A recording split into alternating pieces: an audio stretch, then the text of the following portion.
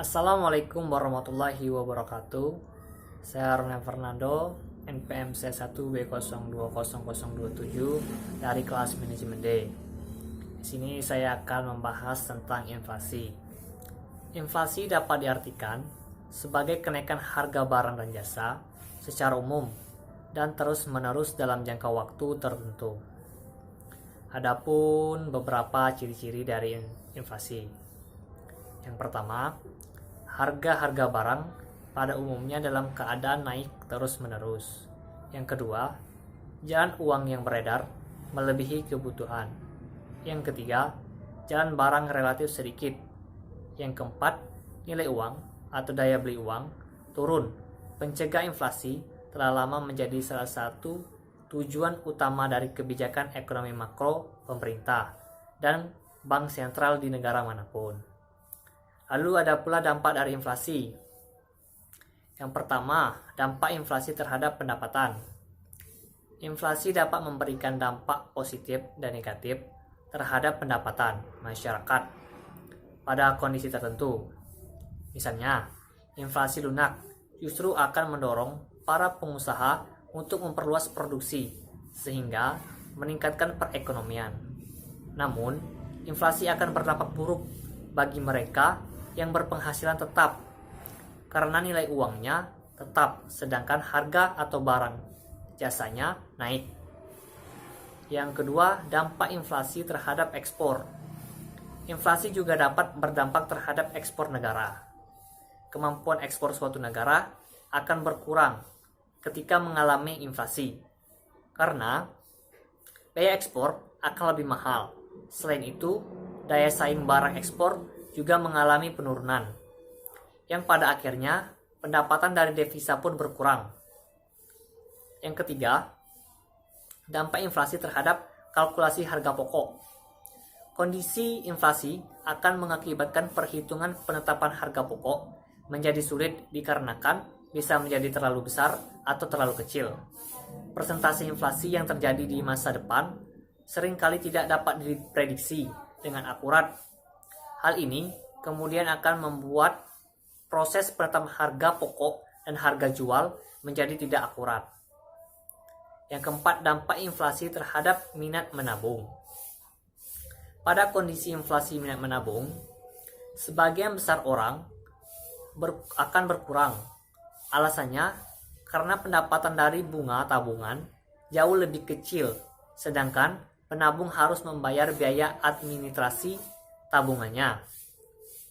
Lalu ada pula beberapa faktor penyebab inflasi. Yang pertama, tingginya peredaran uang di masyarakat. Penyebab pertama terjadinya inflasi ini adalah peredaran uang di masyarakat lebih tinggi dibandingkan dengan yang dibutuhkan. Dengan jumlah barang tetap, sedangkan uang yang beredar meningkat 2 kali lipat. Hal itu membuat pedagang menaikkan harga barang yang mengakibatkan sebuah inflasi.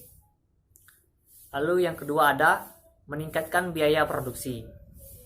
Penyebab lainnya yang bisa menimbulkan inflasi yaitu adalah peningkatan biaya produksi. Biasanya peningkatan tersebut diakibatkan karena mengikuti kondisi peningkatan harga dari bahan baku atau upah tenaga kerja. Hal ini yang kemudian menyebabkan terjadinya inflasi dan bisa disebut dengan cost pull inflation. Lalu yang ketiga, meningkatnya permintaan. Penyebab terjadinya inflasi adalah terjadinya lonjakan terhadap permintaan jenis barang atau jasa tertentu yang terjadi secara menyeluruh. Kondisi ini terjadi ketika permintaan barang atau jasa naik, namun stok atau supply-nya barang terbatas, sehingga mengakibatkan lonjakan pada harga. Hal ini bisa disebabkan oleh beberapa faktor, seperti meningkatnya belanja pemerintah, meningkatnya permintaan barang untuk diekspor, dan meningkatnya permintaan barang untuk swasta. Inflasi yang terjadi di Indonesia sekarang ini, secara historis, tingkat dan volatilitas inflasi di Indonesia lebih tinggi dibandingkan dengan inflasi di negara-negara berkembang lainnya. Sedangkan negara berkembang lainnya mengalami tingkat inflasi di antara 3-5% per tahun pada periode 2005 sampai 2014. Indonesia malah memiliki tingkat inflasi tahunan rata-rata 8,5% dalam periode yang sama. Baru mulai dari tahun 2015, inflasi di Indonesia boleh dikatakan terkendali, bakal masuk ke era baru, era inflasi yang rendah. Menurut saya, dengan adanya wabah COVID-19 ini akan menyebabkan terjadinya inflasi, karena kegiatan produksi yang menurun, langkahnya barang, dan juga kenaikan harga di pasar menyebabkan terjadinya inflasi.